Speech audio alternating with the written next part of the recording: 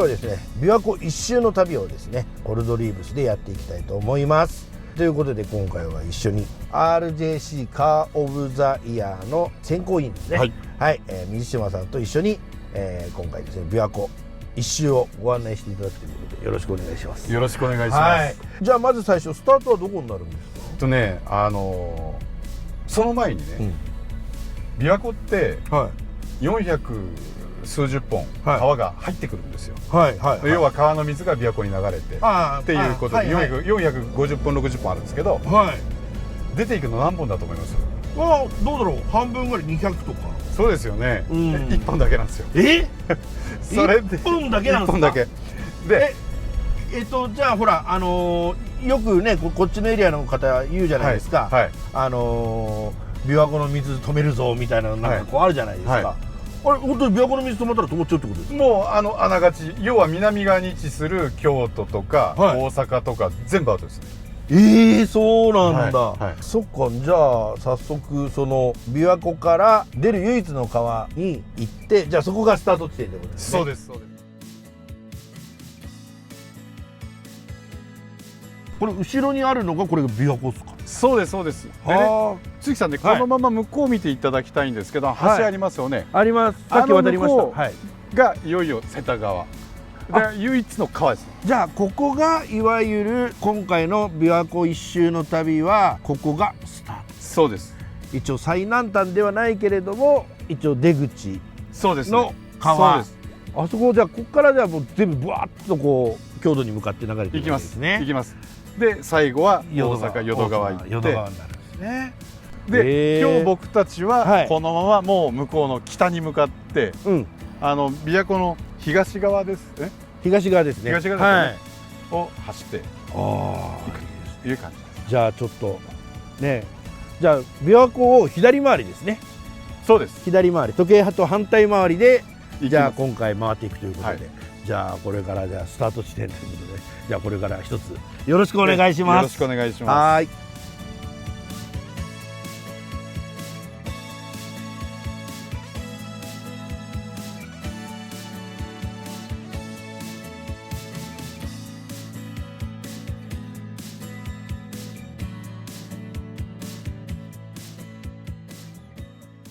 さっきのスタート地点から、琵琶湖の東側を北上してるんですよね。左回りだからね、東側を北上してて湖岸道路っていうとこ走ってるんですけど、これ次行くとこはどこですか？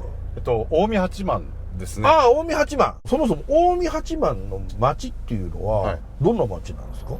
僕もね細かいこと知らないんですけど、ただ一つ言えることはもともと天下人の町ですからね。信長さん以降いろいろと商業面でも天下人みたいな人たちがいっぱい出ていて、近江商人ってそのまますごく立派な会社をいっぱい作ってる。水の豊かな町でとても風情のある町だと思いますよね。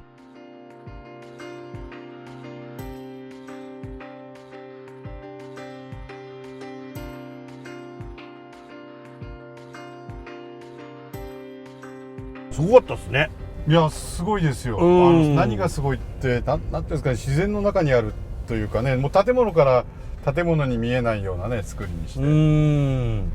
本当に森の中で、そしてね中入ると開けてね、ガレージセールやってたりとか、あと車のね、車もあったしバイクもあったしバスもあったし2階建てバスとかありましたね。好きなんでしょうね、車がね。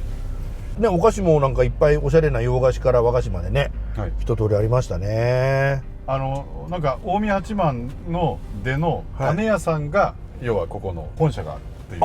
そうなんですね。オフィスっていう書いてあったのが多分あれそうなんでしょうね。明治の初めの方にできたみたいですよ、会社が。歴史あるんですよね。すごいですね。じゃあ続いてですね行くところが次は、せっかく近江八幡入ったばかりなので、旧八幡郵便局と、それから白雲館っていう昔の小学校ですね。いやちょっとその古い町並み、せっかくねその歴史ある町ってことなんで、ね、古い町並み行ってみましょう。行きましょう。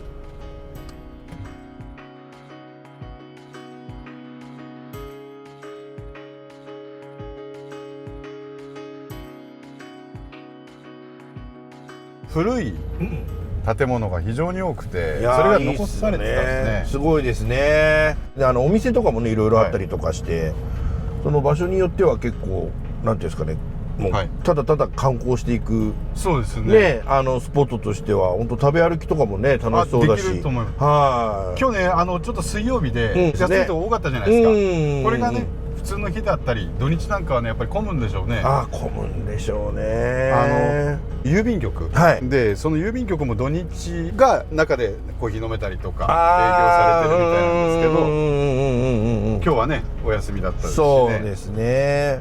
まあでもね、ああいう街中をこうなんていうブラブラ歩くっていうのもいいですね。いいですね。で近くに駐車場もあったから、あそこにもキャンピングカー背高くてもね止めれる駐車場もありましたし、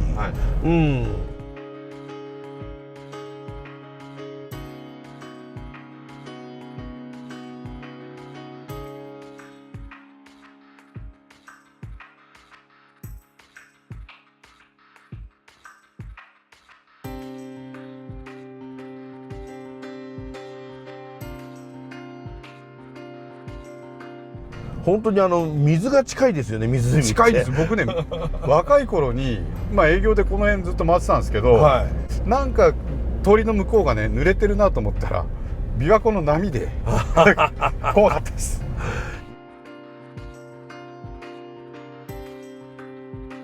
関さんね、僕たちもいくつか回ったところあるんですけど、姫路城とか、松江も行きましたよね。行きましたよ。松江城行きましたね。それと同じようにこちらも国宝でした。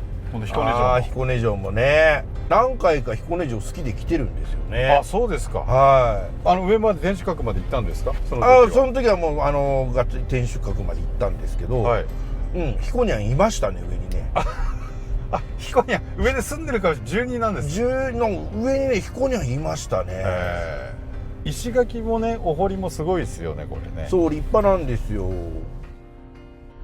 徳川四天王の井伊家がここの城主だったので、力がねある人が作るとやっぱすごいですねと思いました。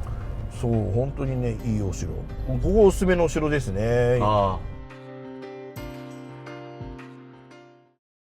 はようございます。おはようございます。2日目ということで、結局彦根に泊まって昨日の晩ご飯美味しかったですね。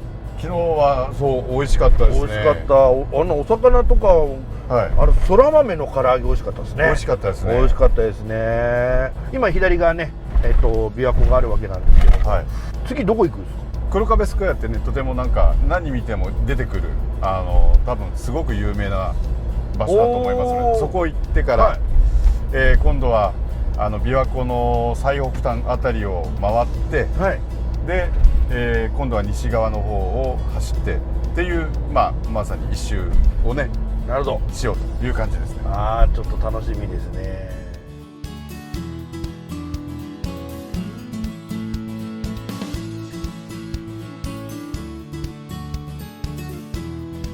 黒壁スクエア、もともとどうも銀行だったらしいんですけど、あれ銀行なんですよ、やっぱりね。そこの一角が、とてもなんか趣のある街並みで、そうですね。あの辺ずっとこう意外と何ですか、古民家的なこう昔ながらの商店なんだけれども、中身は結構若い人向けのものが売ってたりする、なんとかポテトみたいなの売ってたりとかいろいろあるんですよね。あとなんか都築さんここの名物のサバの、そうなんです。焼きそばそうめんっていうのを前に全く同じとこ来てですね、食べた時あるんですよ。すごい美味しくて、やっぱりこの辺って小浜とか敦賀からサバが上がって京都に運ぶ時の通りで、なんかそのサバとかもなんかここら辺だとサバそうめんとか、そのサバ料理っていうのが意外とこの琵琶湖の周辺ってすごく有名っていうのは聞いた時があって、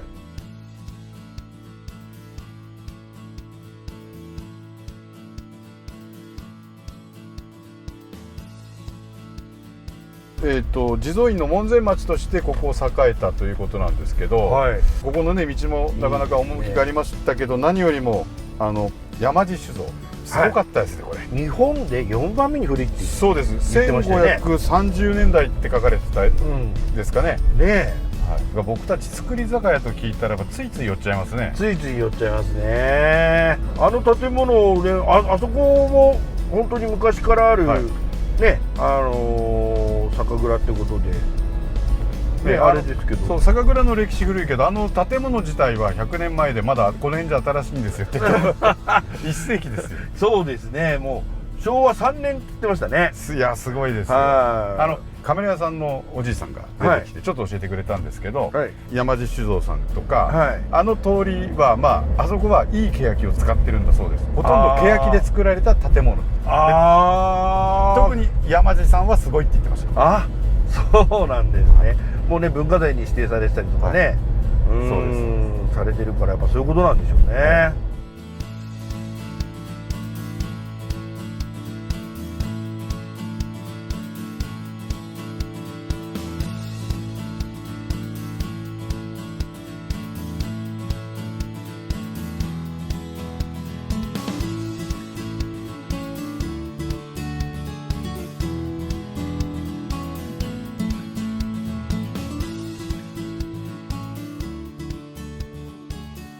湖岸集落いかがでしたか？いやーもう湖の水めちゃめちゃ綺麗でしたね。綺麗です綺麗です。でやっぱり湖の水面がめちゃめちゃ近いなっていうのが印象でしたね。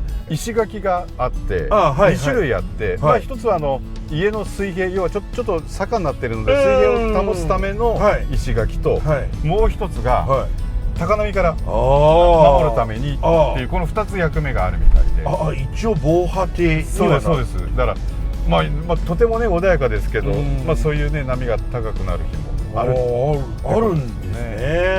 やっぱ多少風とかで風の影響とかで波も出るんですかね。きっとすごいんでしょうね。雪も降るところだし。そうなんですね。猿がいる田舎道をずっと山道をね走って抜けたところにちょっとした集落があるってまたなんかちょっと面白いですよね。はい、次はどこですか？これまたこの琵琶湖の周辺では有名なメタセコイアの並木道。有名ですね。はい、じゃあちょっとメタセコイアの方まで行きたいと思います。初夏のね、緑のメタセコイアの並木道もいいもんですね。結構何回か来てるんですけど、こんな葉っぱがいっぱいある時のメタセコイア並木道は初めて来ましたね。何年か前に来た時、確か秋だったと思うんですけど、すっごく人がいましたよね。そうですね。並木道は駐停車禁止エリアになっているので、駐車場にもうすぐ近く駐車場ありますしね、散策するっていうのもすごくいいのかなと思いますね。そうですね。はい。